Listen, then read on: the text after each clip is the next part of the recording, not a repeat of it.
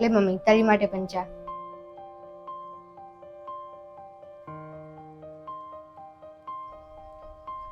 અરે ચા તો જો કેવી બનાવી છે. અત્યારની છોકરીને કાંઈ આવડતું જ નથી. કેવી ચા બનાવી. ચા એક સરખી રીતે નથી બનાવી. ચામાં કાંઈ હવા જ નથી. તો પી તો પડશે.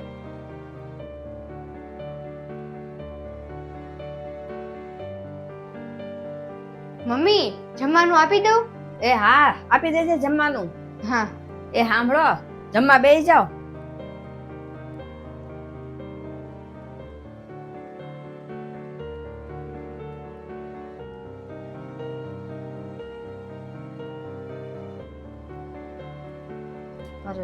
આવી ભાખરી કાંઈ બનાવાતી છે?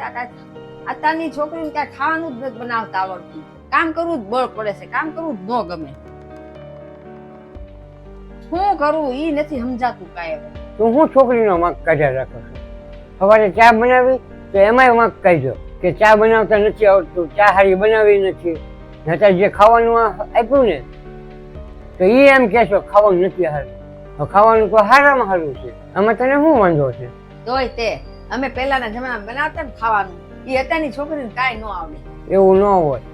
સમય સમયના માલ હોય. તમે જે સમયે બનાવતા હતા ને એ અલગ હતું ને અત્યારે જે બનાવે ને એ સમય અલગ છે. જ્યારે તું જમવાનું બનાવતી ને ત્યારે પરિસ્થિતિ અલગ હતી ને અત્યારે જમવાનું જે બનાવે ને એ પરિસ્થિતિ અલગ છે. જો એને ન આવડતું હોય ને તો એને શીખવાડવાની તારી ફરજ છે ને સંભળાવ્યા ન રખાય ને ટોક ટોક ન કરાય. તું એનો વાંક કાઢીને તું એને ખીજાઈ જાય તો એના મગજમાં એ બેઠી જાય. તને એટલી ખબર નથી પડતી? હા ઈ વાત તમારી હાચી. આપણે વાંક કાઢીએ ને છોકરાના તો વાંક જ દેખાય અને સારું બોલીએ ને તો એને સારું જ દેખાય. તું જ મને કે જ્યારે તું ઘરની રસોઈ બનાવતી હતી ને બીજું કામ કરતી હતી ત્યારે તારે એની સિવાય બીજું કઈ કામ હતું ને તારે એકેય કામ નહોતું ને તું ભણવાય નહોતી જતી ત્યારે.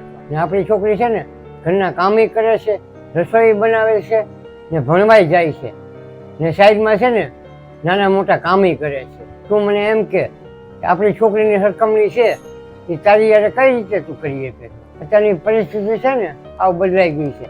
પહેલા જેવું નથી. એની ભૂલ થાય ને તો એને આરામથી સમજાવવાની, એની યારે છે ને આરામથી વાત કરવાની તો જ ઘરમાં શાંતિ રહે. છોકરા મોટા થાય, ભણવાનું ચાલુ કરે, કમાવાનું ચાલુ કરે તો મા બાપને છે ને એનું વર્તન બદલવું પડે, છોકરાને સમજવા પડે. અત્યારે સમય બદલાઈ ગયો છે ને જો તું છોકરીને સારી રીતે રાખીશ ને તો એ છોકરો બનીને તારું ખાસ ધ્યાન રાખશે. હવે બીજું આપણે કાંઈ કરવાનું નથી.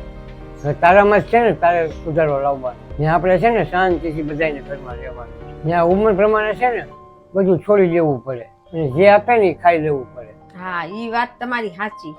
હવેથી છે ને હું એને કાંઈ નહીં કહું અને એને બધી રીતે સમજાવી અને કામ શીખવાડીશ. અને એની કઈ ભૂલ હશે ને તોય હું એને કાંઈ નહીં કહું. મારી રીતે ભૂલ હતી અત્યારે તો. હવે છે ને હવેથી હું એને છે ને પ્રેમથી રાખીશ.